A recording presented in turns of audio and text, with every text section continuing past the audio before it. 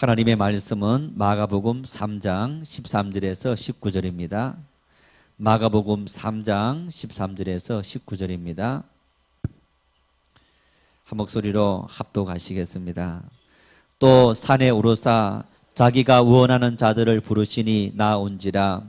이에 12를 세우셨으니 이는 자기와 함께 있게 하시고 또 보내사 전도도 하며 귀신을 내쫓는 권능도 가지게 하려 하심이르라.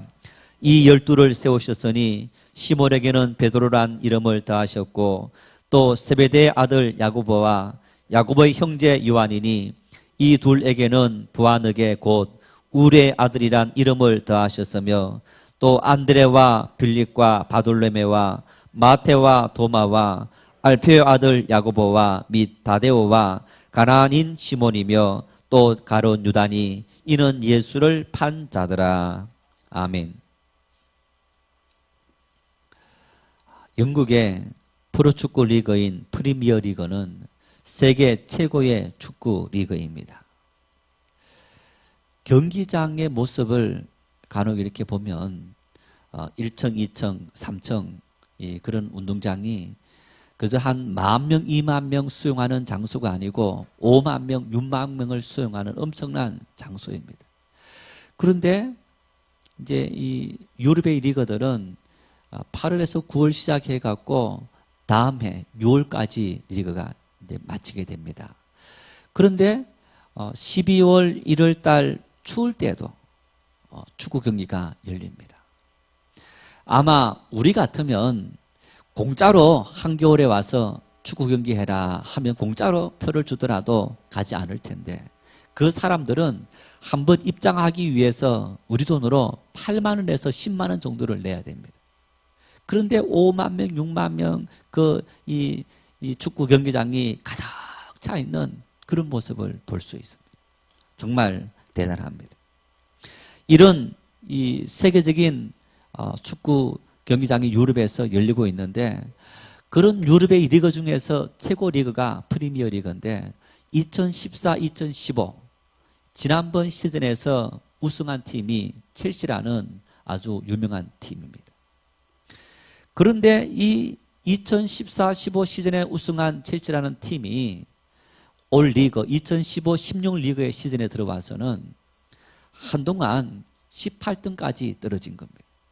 20개 팀이 경기를 하는데 계속 무승부하든지 아니면 지든지 지난 시즌까지 6월까지 해서 1등으로 했던 팀이 9월에 새로운 시즌을 시작했는데 그냥 성적이 곤두박질을 치는 겁니다. 결국에는 세계적인 명감독인 무리누라는 감독이 지난 12월에 경질되는 그런 일이 있었습니다. 얼마 전에 첼시 팀에서 수비수를 하고 있는 이바노비치라는 선수가 이런 말을 했습니다. 무리누 감독님이 우승한 다음 시즌이 가장 어렵다고 말했었는데 선수들은 준비되지 않았었다. 이번 시즌 개막 후 서너 달이 내 선수 경력에서 가장 실망스러운 시기였다. 첼시 선수들은 잉글랜드의 챔피언이라는 압박감을 견디지 못했다. 우승한 그 다음 시즌이 감독도 마찬가지였고 선수들도 엄청난 압박감이 찾아온 겁니다. 작년 시즌에 우승했으니까 이번 시즌에도 우승해야지. 어떤 그런 부담감이 그들의 마음속에 찾아왔기 때문에 그 압박감을 견디지 못하면서 다음 시즌에 성적이 곤두박질 치게 된 겁니다. 아마 이런 마음도 있었을 겁니다. 우리나라의 프로축구 리그나 아니면 어떤 운동 경기에도 선수들이 평생을 뛰면서 한 번 우승하는 일이 힘들다고 합니다. 세계 최고 리그에서 우승했다. 정말 선수 입장에서는 굉장히 영광스러운 그런 순간이 아니겠습니까? 어쩌면 자기들 선수 생활 경력에서 정말 내가 최고방에 올랐다. 그런 마음들 때문에 어쩌면 이제는 이만큼 하면 되었다. 그런 마음들이 생기면서 긴장감이 풀어지는 그 순간에 성적은 곤두박질 치게 된 겁니다. 선수 구성 요소를 스쿼드라고 말하는데 그 선수들이 지난 시즌과 이번 시즌에 달라진 것이 하나도 없습니다. 그런데 지난 시즌에는 만나는 팀마다 다 물리치고 1등을 했는데 새로운 시즌에 들어와서는 만나는 팀마다 이쪽으로 얻어터지고 저쪽으로 얻어터지면서 그냥 연전연패를 하는 그런 모습을 보인 겁니다. 무엇이 문제입니까? 인생을 살아가면서 우리에게 주어진 능력이라는 것은 도토리 키 재는 만큼이나 별반 차이가 나지 않습니다. 인생에 중요한 것은 나에게 주어진 능력이 중요한 것이 아니고 내적인 마음이 중요합니다. 어떤 마음을 품고 나에게 주어진 인생을 감당하느냐. 교도소에 가면 많은 사람들이 수감되어 있습니다. 여러분, 그들이 우리 사회적으로 통용될 수 없는 그런 죄를 지었는데 가장 많이 죄를 지은 이유가 무엇일까요? 자기 마음을 다스리지 못해서, 욱하는 성격을 다스리지 못해서. 여러분, 우리가 참 이렇게 관계성을 사람과 맺어가면서 성질 났습니다. 욱하는 성질 났습니다. 대다수 사람들은 아마 욱하면 말로 사실 다른 사람을 욕하든가 아니면 소리를 치든가, 이제 그래도 그 정도까지 가면 용납될 수 있지만은 거기에서 뭐가 따릅니까? 좀 더 통제하지 못하면 주먹이 따라갑니다. 주먹이 따라가면 그 주먹 결과에 의해서 수감되기도 하고 구속되는 그런 일이 생기게 되는 겁니다. 뿐만 아닙니다. 삶을 살아가면서 때로는 실패하기도 하고 마음먹은 대로 인생이 되어지지 않습니다. 그러면 어떤 사람들은 좌절하고 절망해서 술로 세월을 보내는 사람이 있기도 하고, 어떤 사람은 스스로 목숨을 끊는 사람들도 있습니다. 반면에 어떤 사람들은 어떤 절망 속에도 끝까지 참고 견디고 오뚜기처럼 우뚝우뚝 세워지는 그런 사람들도 있는 것을 볼 수 있습니다. 어떤 사람이 역사의 주인공이 되는 겁니까? 오뚜기처럼 끊임없이 일어나는 사람. 그런 사람이 역사의 주인공이 되는 거지. 한 번 실패했다고 좌절하고 포기하고 모든 것을 버리는 사람, 내 기분대로 주먹질하는 그런 사람들은 역사의 주인공이 될 수 없는 겁니다. 마태복음 25장 15절 말씀을 같이 읽겠습니다. 각각 그 재능대로 한 사람에게는 금 5달란트를, 한 사람에게는 2달란트를, 한 사람에게는 1달란트를 주고 떠났더니, 예수님께서 비유의 말씀을 하시면서 주인이 먼 길을 떠나면서 종들 3명을 불러서 어떤 사람에게는 5, 어떤 사람에게는 2달란트, 어떤 사람에게는 1달란트를 맡겼더라. 우리는 이 말씀을 언뜻 생각하면 어떤 사람은 5달란트 많이 받았고 나는 1달란트 조금밖에 받지 않았다라고 생각하겠지만은, 여러분, 이 달란트를 누가 우리에게 준 겁니까? 하나님께서 우리에게 주신 거다. 하나님께서 우리에게 주신 것이기 때문에 사실은 사람들에게 준 그 달란트, 여러분, 그것만으로도 엄청난 겁니다. 한번 여러분 오늘 집에 가셔갖고 인터넷 들어가서 사람의 뇌에 대해서 한번 쳐보십시오. 와, 여러분, 사람의 뇌는 정말 신비 미스테리입니다. 우리가 평생을 살아가면서 우리 뇌에 주어진 그 능력을 우리가 얼마나 활용하며 살아갑니까? 여러분, 기억력 좋으십니까? 나쁩니까? 나는 이 기억력이 나빠서 공부를 못해. 혹시 그런 분 안 계세요? 제가 한두 번 말씀을 드렸습니다마는 여수 애양원, 한센병자들이 같이 이렇게 생활하는 곳이 여수 애양원이 아닙니까? 그곳에 청년들하고 갔을 때에 같이 예배를 드리고 그분들이 이렇게 말씀합니다. 우리 중에 신약 성경을 다 외우신 분이 있다. 여러분이 어떤 성경 구절을 이렇게 어떤 장을 말하더라도 외우겠다 하시면서 로마서 12장을 외우셨는데, 로마서 12장이 문장도 어렵습니다. 그런데 그 12장을 그대로 외우시는 거예요. 연세가 70이 넘었습니다. 좀 퉁퉁하신 분인데 눈이 보이지 않습니다. 한센병 영향 미쳐서 눈이 다 이렇게 상해서 눈이 없고 해서 늘 짙은 선글라스를 끼시는 그런 분입니다. 그분은 샤프하게 생기지도 않았고 예리하게 생기지도 않았고 똑똑하게 생기지도 않았는데 여러분 신약 성경을 다 외우는 거예요. 신약 성경이 여러분 짧지 않습니다. 혹시 여러분 한 구절 다 외우는 성경이 몇 개 됩니까? 그렇게 오랫동안 말씀을 듣고 말씀을 읽으면서 과연 우리가 몇 구절을 외웁니까? 한 장 다 외우는 것이 있습니까? 야, 나는 꿈도 못 꾼다. 여러분, 나는 꿈도 못 꾸는 것이 아니고 이미 나는 할 수 없다. 그 마음의 의식이 우리로 하여금 못하게 만들었지. 하나님께서 우리에게 주신 이 내 머리는 누구든지 도전하고 하면 할 수 있는 거예요. 그런 엄청난 은혜를 하나님은 우리에게 주신 겁니다. 고린도전서 7장 7절 말씀을 같이 읽겠습니다. 나는 모든 사람이 나와 같기를 원하노라. 그러나 각각 하나님께 받은 자기의 은사가 있으니 이 사람은 이러하고 저 사람은 저러하니라. 베드로전서 4장 10절입니다. 각각 은사를 받은 대로 하나님의 여러 가지 은혜를 맡은 선한 청지기 같이 서로 봉사하라. 예수님의 그 말씀을 사도 바울과 사도 베드로는 이렇게 해석합니다. 하나님께서 각각 우리 모든 사람에게 은사를 주셨다.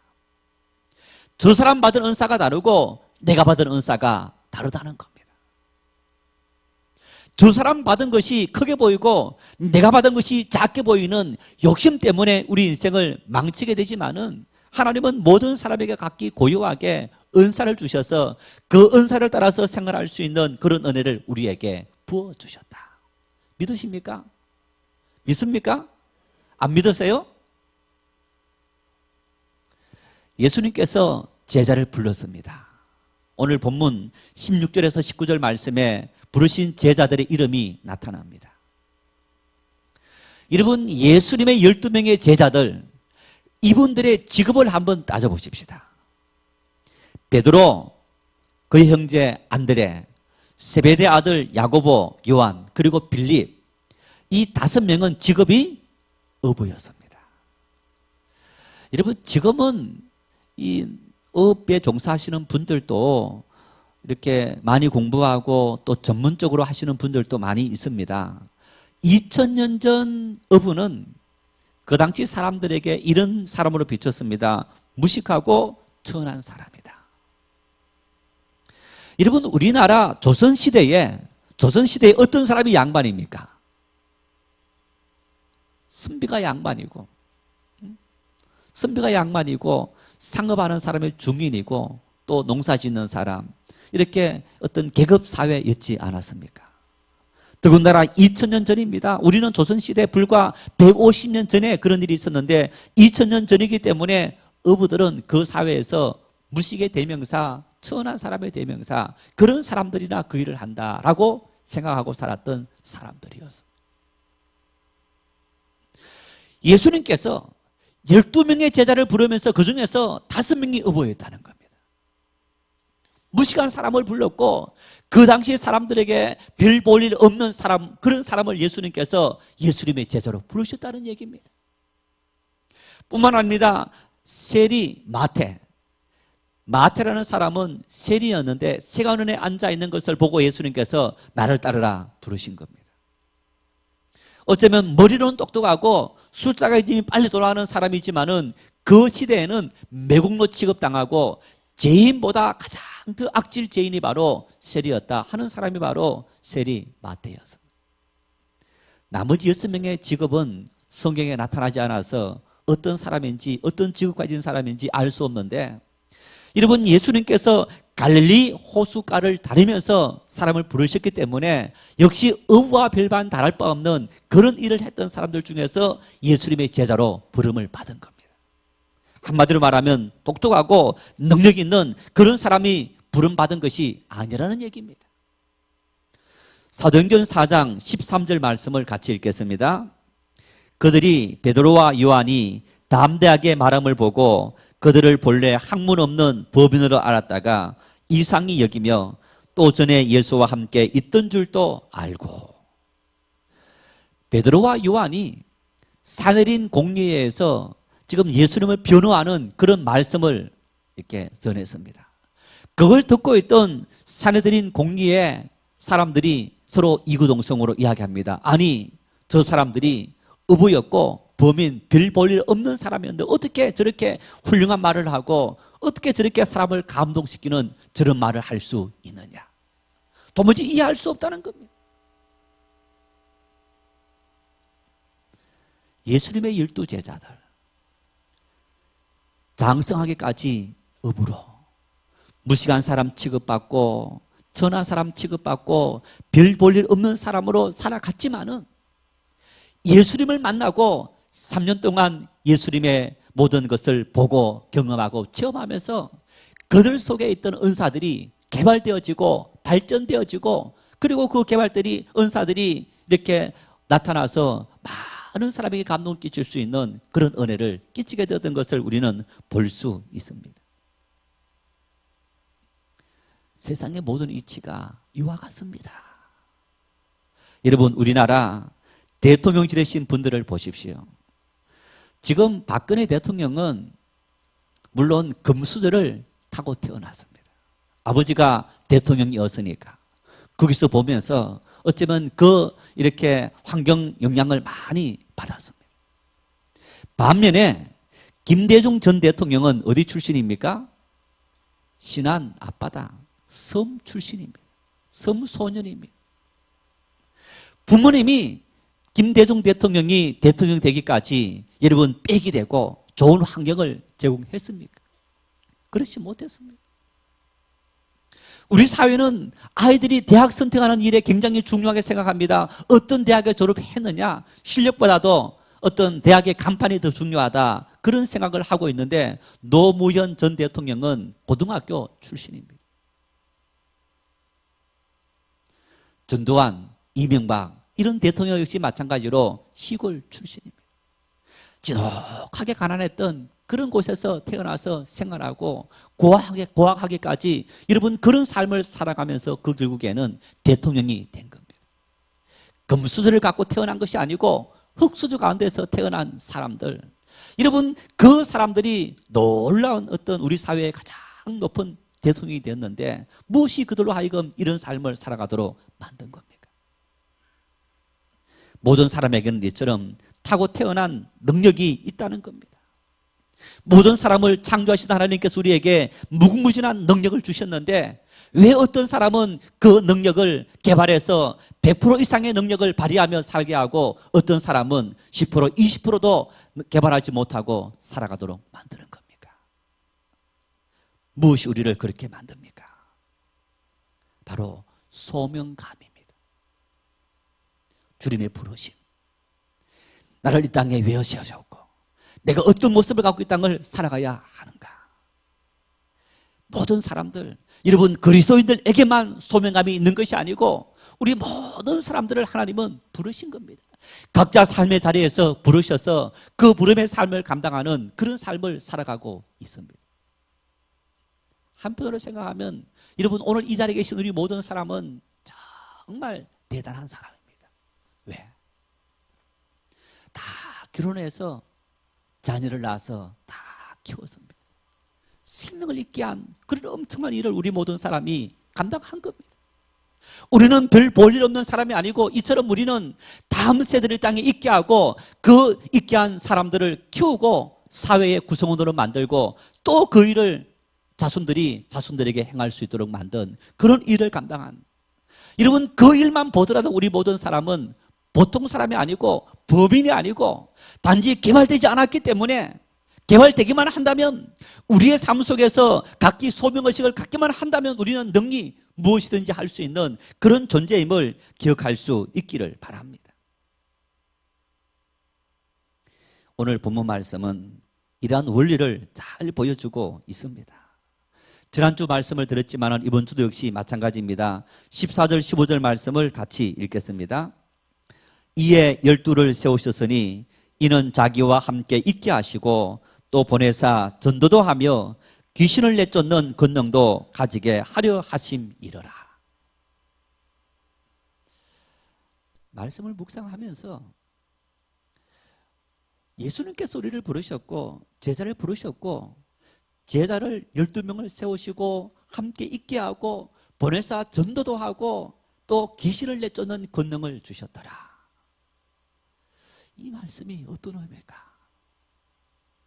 오늘 이 말씀 우리에게 어떻게 다가올까?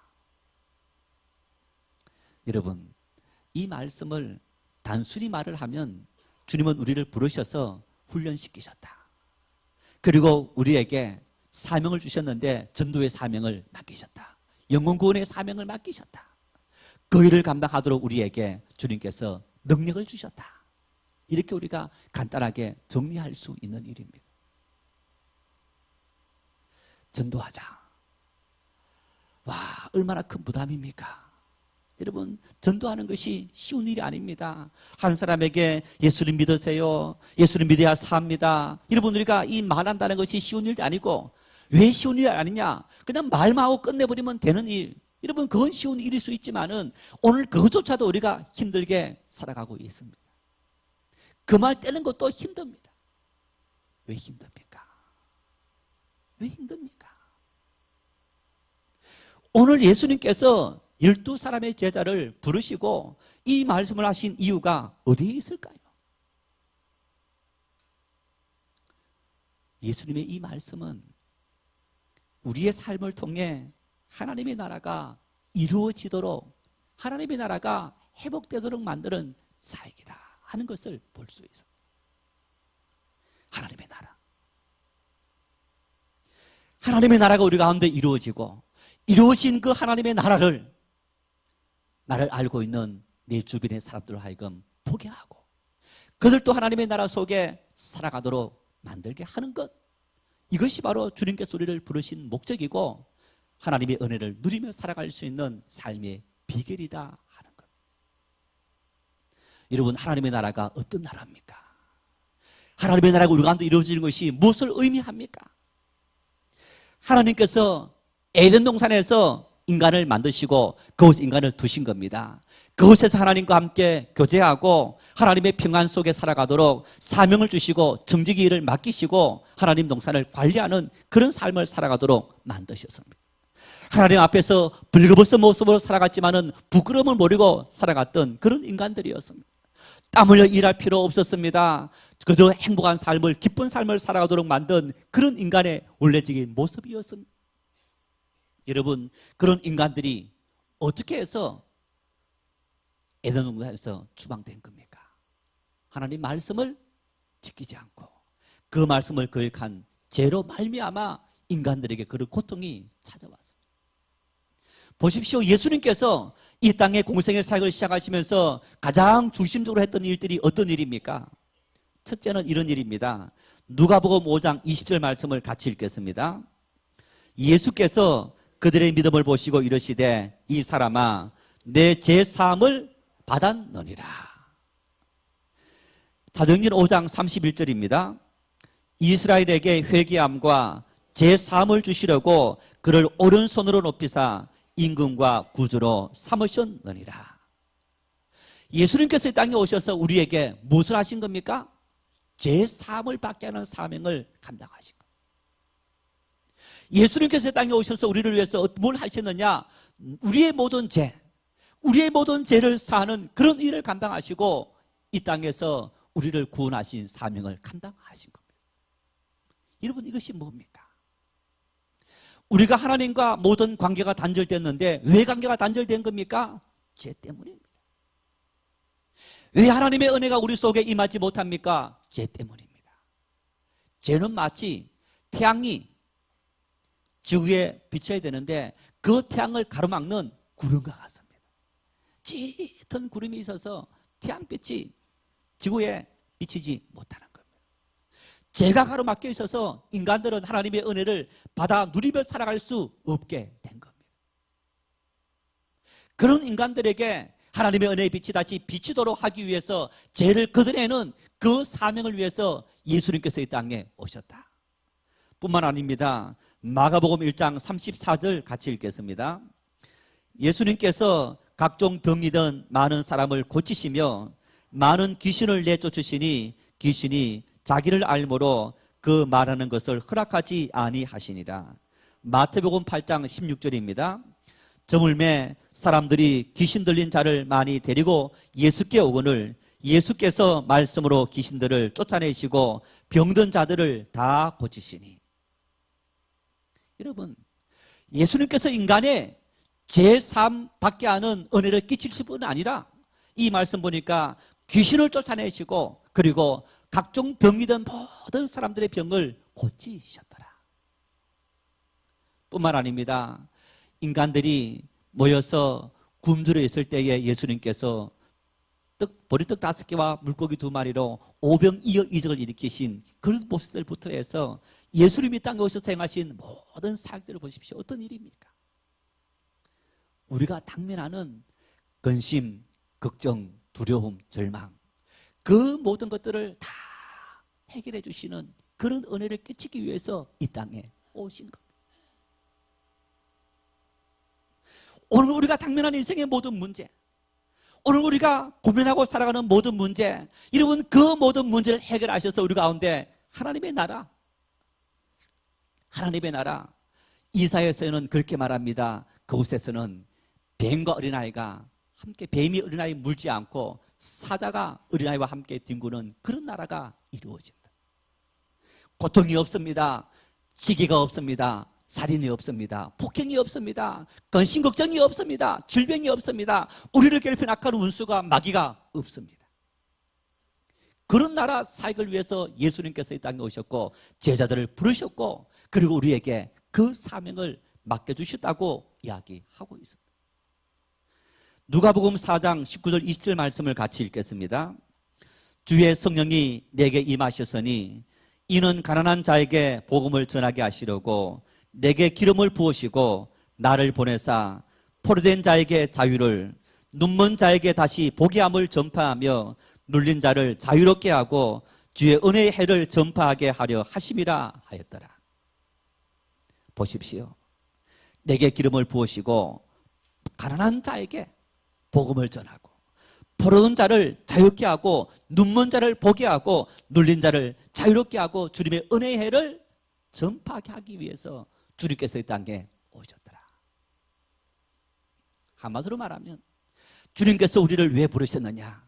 우리의 삶 속에 하나님의 나라가 이루어지도록 하기 위해서, 하나님의 뜻이 우리의 삶을 통해서 이루어지도록 하기 위해서. 고통이 없고 근심이 없고 절망이 없고 미움이 없고 다툼이 없고 질병이 없고 우리로 하여금 그런 은혜를 누리며 살아갈 수 있도록 주님께서 우리에게 은혜를 주시기 위해서 이 땅에 오셨다는 거예요. 마가복음 1장 15절 말씀을 같이 읽겠습니다. 이르시되 때가 찼고 하나님의 나라가 가까이 왔으니 회개하고 복음을 믿으라 하시더라. 이 말씀은 예수님 공생의 사역의 첫 말씀입니다.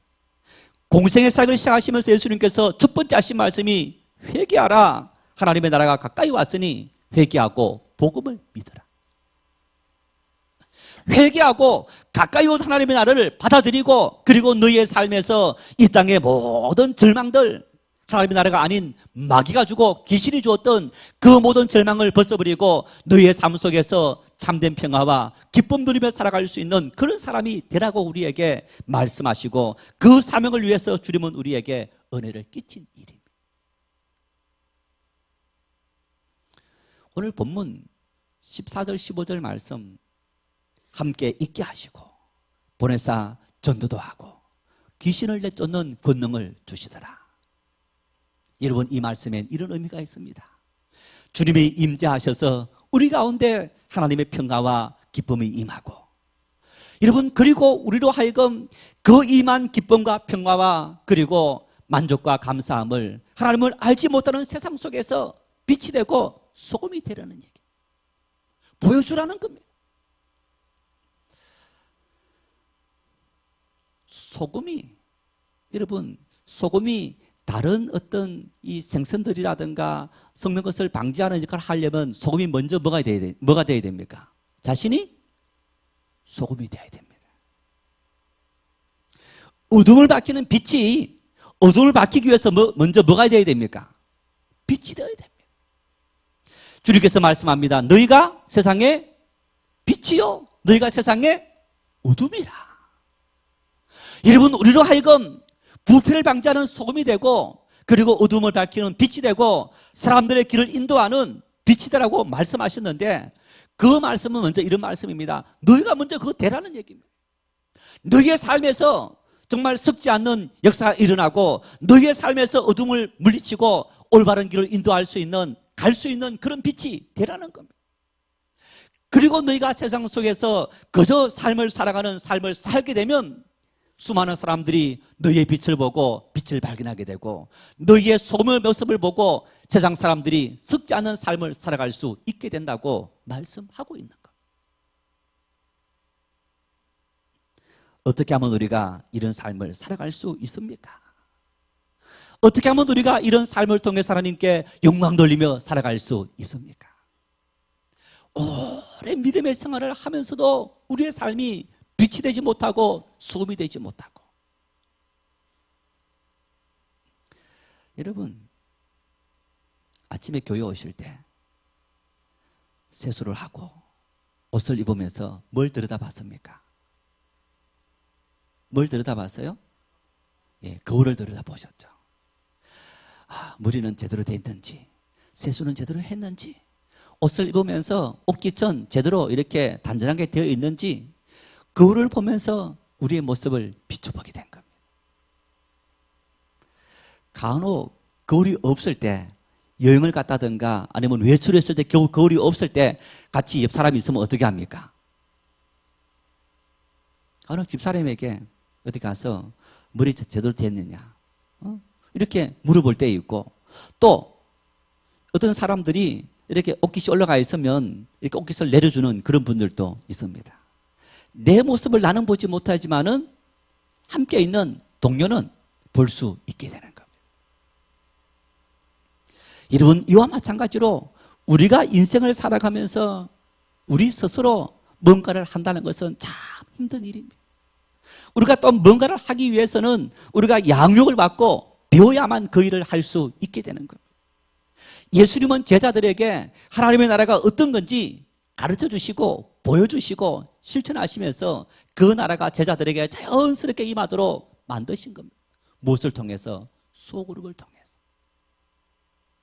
12명의 제자를 부르시고 함께 하시면서 예수님은 하나님의 나라가 무엇인지 보여주시고 실천하시면서 그 제자들이 삶을 통해서 저절로 터득하도록 만든 겁니다. 3년 동안 예수님과 함께 하면서 제자들이 그 모든 것을 보았습니다. 다 깨달았습니다. 그럼에도 함께 할 수 없을 때 성령을 보내시고 능력을 주시고 은혜를 주시고 하나님의 은혜여야만 너희가 이 모든 사명을 할 수 있단다 하는 것을 실질적으로 보여주시면서 또한 능력까지 주셔서 하나님의 나라의 삶을 살아가도록 제자들에게 은혜를 주신 것이 아니겠습니까? 18세기 1700년 중반에 윌리엄 캐리라는 영국 사람이 인도에 선교사로 갔습니다. 이분이 인도 선교사로 40년을 선교 사역을 감당하면서 이분이 40개 언어로 성경을 번역했습니다. 그리고 이분이 영국의 최초의 대학이 스탠포드 대학인데 거기에서 언어학 교수도 하고 그리고 원의학 교수도 하면서 그 사회의 어떤 가장 높은 사람들과 교제하는 그런 어떤 사역을 감당했습니다. 그래서 이 윌리엄 캐리를 근대 선교의 아버지다 그렇게 부릅니다. 여러분, 이 윌리엄 캐리가 40개 언어로 성경을 번역했다. 그 말은 40개의 방언을 안다는 얘기입니다. 이야, 정말 똑똑하죠. 한평생 살아가면서 우리는 우리말 겨우 하나 하고 다른 말 평생을 배워도 제대로 하지 못하는 그런 삶을 사는데 이분은 40년 사역을 하면서 40개 언어로 성경 번역했다. 정말 대단한 일입니다. 여러분, 윌리엄 캐리가 영국이니까 옥스퍼드 대학이라든가 좋은 대학에서 공부한 그런 인재인 줄 아십니까? 윌리엄 캐리는 직업이 구두 수선공이었습니다. 자기 가게에서 구두를 수선하는 일을 한 것이 아니고 남의 가게 점원으로 구두 수선하는 가게의 점원으로 가서 구두 수선을 했던 그런 인물이 윌리엄 캐리였습니다. 그런 사람이 어떻게 인도 선교사로 가서 인도에서 가장 정말 중요한 역할을 하고 무려 40권으로 성경을 번역하는 그런 엄청난 일을 할 수 있었느냐? 믿음의 생활을 했습니다. 믿음의 생활을 하면서 교회 예배를 하고, 그리고 교회에서 한 소그룹 공동체가 우리가 함께 모여서 교제하고, 그리고 또 우리가 함께 기도하는 일을 하자, 그 모임에 참여를 했습니다. 그러다가 그 모임에서 한 선교사님의 소식을 듣게 되고 선교에 대해서 관심을 갖게 되었습니다. 그러면서 함께 그 선교사님에서 기도하다가 그 모임 가운데 이런 하나님의 은혜가 임했습니다. 너희가 그 일을 해라. 너희가 그 일을 해라. 그러자 사람들이 서로가 누가 가서 그 일을 할까 고민하다가 윌리엄 캐리에게 너가 가라. 아니, 윌리엄 캐리가 나는 영국을 한 번도 벗어난 적도 없고 많이 공부한 적도 없는 그런 인물인 구두수공이 내가 어떻게 가느냐, 그런 고민하고 기도하는 중에 마음속에 가라 하는 확신이 생깁니다. 그래서 떠나간 겁니다. 아무 준비 없이, 많이 배우지도 못하고 똑똑하지도 못한 이 인물이 하나님 말씀에 순종해서 떠나갔더니 근대 성교의 아버지가 되고 40개 언어로 성경을 번역하는 그런 일이 일어나게 된 거예요. 정말 놀라운 역사를 일으킨 거죠. 무엇이 그로 하여금 그런 삶을 살아가도록 그의 능력을 키웠느냐? 바로 작은 성도의 공동체, 믿음의 가정의 공동체, 그 공동체에서 함께 하나님 말씀을 나누고 꿈을 나누고 기도하는 중에 사명을 주셨고, 그 사명에 순종했을 때 그의 삶을 통해 놀라운 삶의 역사가 일어나게 된 것. 하나님의 나라는 홀로 이룰 수 있는 것이 아닙니다. 하나님의 나라가 우리의 삶에 이루어지기 위해서 우리가 하나님께서 주시는, 예수님께서 베푸신 놀라운 이적들이 우리의 삶을 통해서 이루어지게 하기 위해서 어떻게 해야 되느냐? 믿음의 공동체에서 성도들이 함께 기도하고 함께 모이고 함께 말씀을 교제하고 함께 나눌 때에 우리 가운데 어둠의 세력이 물러가고 하나님의 나라가 우리 가운데 이루어지게 되는 겁니다. 이 예배 공동체에 참여하고 함께 하나님 말씀을 나누어야 합니다. 그런 사실을 분명하게 보여줍니다. 사도행전 2장 42절 말씀을 같이 읽겠습니다. 그들이 사도의 가르침을 받아 서로 교제하고 떡을 떼며 오로지 기도하기를 힘쓰니라. 사도의 가르침을 받았다, 함께 예배했다 하는 얘기입니다. 함께 예배하고 사도들을 통해서 예수님의 생명의 말씀, 부활의 말씀을 들었습니다. 그리고 성도들이 흩어져서 함께 떡을 떼고 교제하고 기도하기에 힘썼더니 놀라운 삶의 변화가 이루어졌고 하나님의 나라가 그들 속에 이루어지게 된 겁니다. 계속 읽어가면 이렇게 말씀합니다. 서로 유무상통했더라. 자기의 가정을 오픈하고 자기 물질을 오픈하고 자기의 능력을 다 오픈해서 성도들을 서로 도와주는 그런 하나님의 나라 역사가 그들 가운데 이루어지게 되었더라는 것. 욕심을 내려놓고 나라는 것을 내려놓고 서로가 함께 섬기는 그런 역사가 일어나게 되었다는 겁니다. 이 땅을 살아가면서 천국을 맛보는 삶을 경험하게 되었는데 무엇을 통해서 그런 은혜를 경험했느냐? 작은 그룹 가족 공동체 그런 모임을 통해서 성도들이 함께 그런 은혜를 경험했더라. 그 속에서 무엇을 한 겁니까? 소름을 통해서 무엇을 한 겁니까? 예수님께서 12제자 불러서 무엇을 한 겁니까? 초대교회 성도들이 함께 모여서 무엇을 한 겁니까? 첫 번째는 우리를 부르신 소명과 사명감을 자각해 했습니다. 나를 부르셨다. 나를 부르셨다. 우리 모두 주님께서 우리를 부르셨음을 믿을 수 있기를 바랍니다. 이 시간 우리 모두를 부르셨습니다. 믿으십니까? 믿으시기를 바랍니다. 하나님의 자녀로 부르셨고 주님의 제자로 부르셨고 하나님의 나라가 우리 가운데 이루어지도록 주의 평강과 주님의 기쁨과 주님의 부유함과 그리고 주님의 마음의 역사가 우리 속에 일어나도록 우리를 부르셨음을 믿을 수 있기를 바랍니다. 여러분, 부름받은 사람이 무엇을 해야 됩니까? 두 번째는 제자들이 3년 동안 예수님께 말씀을 가르침을 받고 예수님의 삶을 통해 하나님의 나라를 그들이 저절로 배웠던 것처럼 우리가 함께 양육받아야 됩니다. 알아야 됩니다. 익혀야 됩니다. 하나님의 말씀이 어떤 뜻이 있고 어떤 의미가 있고 우리가 어떻게 자라야만 참된 그리스도인으로 자라게 되는지 함께 배워야 하나님의 나라가 우리 속에 이루어지게 되는 겁니다. 우리 모두 능력을 타고 태어났는데 배우지 못했기에 그 능력을 한 번도 발휘하지 못하고 살아가는데 주님은 우리 모두를 하나님의 나라 일꾼으로 부르셨고 우리를 통해서 세상에 빛이 되고 소금이 되도록 여러분 하지 않더라도 내 속에 은혜가 임하면 그것이 가족들에게 이웃들에게 보여지게 되는 겁니다. 내가 어떤 험한 일 속에도 평안 누리고 기쁨으로 사는 그 모습을 믿지 않는 사람들이 보게 되는 겁니다. 한 권사님이 아들 하나 있는데 너무너무 가난하게 삽니다. 참, 그 아들 하나를 부부가 키우는데도 등록금이 없어서 고등학교 등록금이 없어서 여전도에 도움받고 집도 단칸방 월세로 살아가는 그런 가정입니다. 그런데 그 권사님이 교회학교 부서들 부장도 하고 분회를 찬양 다니다 해서 아침에 이 장례가 생길 때마다 조고도 불러주고 일주일에 한 번씩 병원 가서 환자들에게 찬양도 해주는 그런 일을 합니다.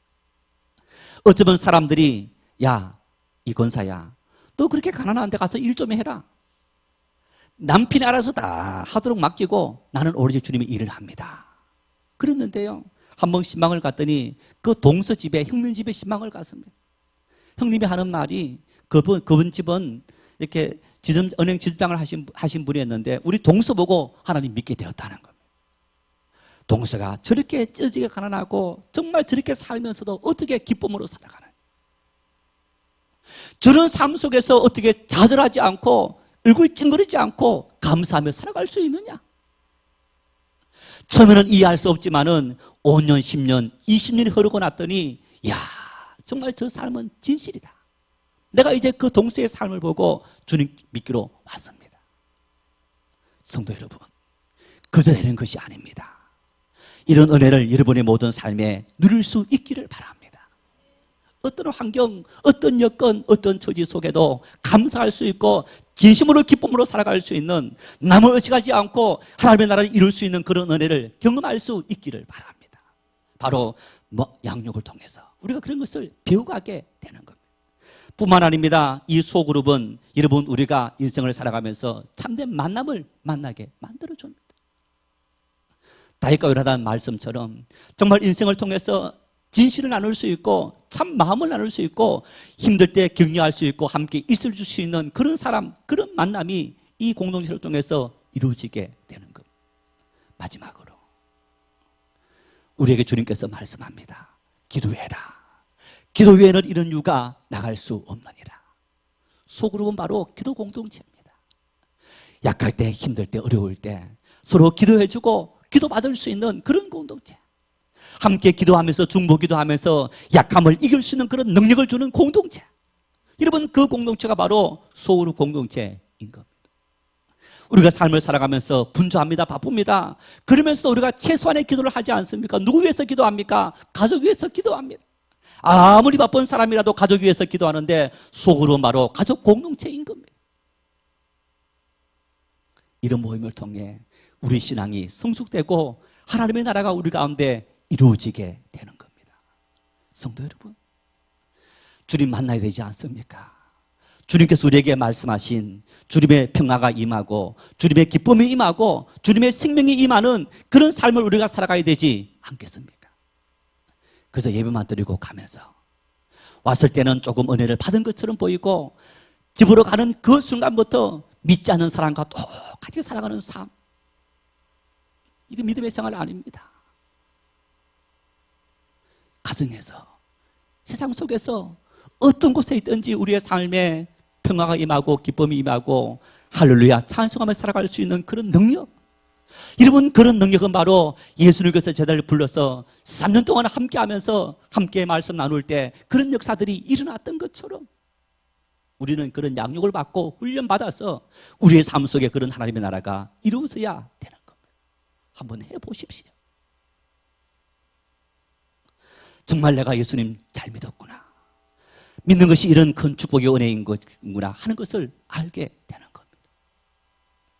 교회 뜰만 밟고 가는 그런 사람이 아니라 함께 도전받고 함께 도전을 주고 함께 믿음의 교제를 통해서 우리의 신앙이 양육받고 우리의 신앙이 성숙되어져서 정말 나의 삶 속에서 세상의 어떤 비바람과 풍파 속에도 흔들리지 않는 삶을 살아가는 그런 주님의 나라가 우리의 삶에 이루어지고 그것이 하나님을 알지 못하는 수많은 사람들에게 빛이 되고 소금이 되어질 수 있습니다.